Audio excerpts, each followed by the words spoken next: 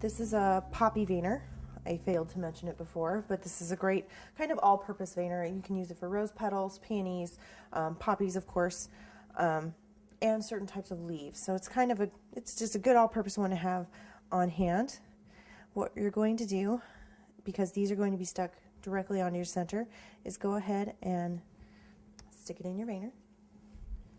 And let's go ahead. I'm going to be dusting these with, this is Lene's Petal Dust in Poppy Red. Let's see if I can get that off there. All right. Kind of set up a little dusting area for yourself because it does get messy. Dust gets everywhere. So I'm just using the larger of the soft brushes.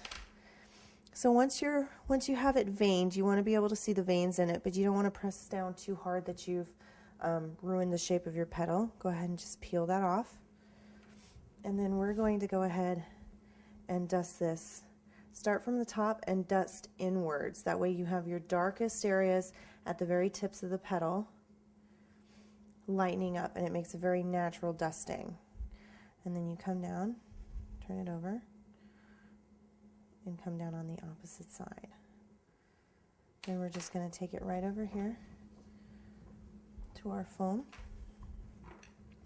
On the smaller petals, when you want a really, really kind of more pronounced ruffle, I would use the smaller end of the ball tool and just kind of get in there, get it nice and ruffled. The great thing about using a softer foam is you don't have to be quite so gentle, and then you do want to cup.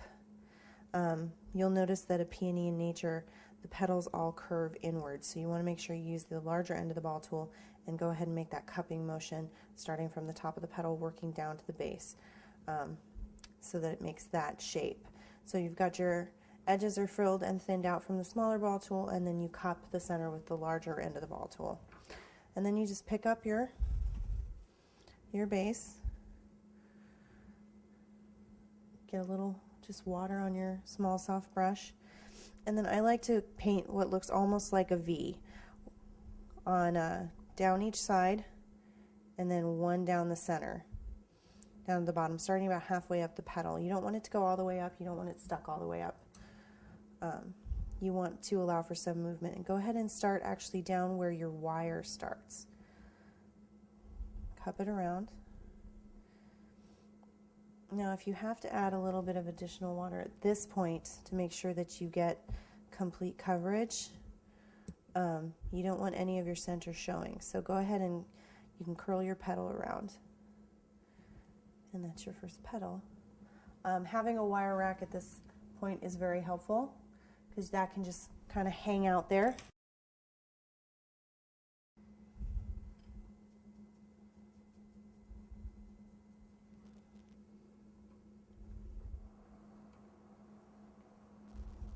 Now we're going to put this second petal directly on the opposite side of your first petal. And the reason we're going to do that is because we want to try to curve the second petal in with the first.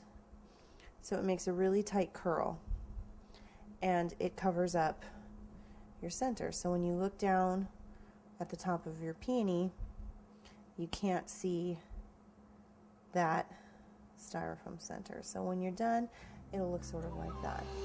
And that's your first two petals. Then what we'll do is we'll go back and we'll place the three petals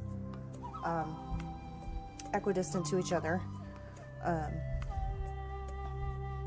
to cover the remaining part of that first base.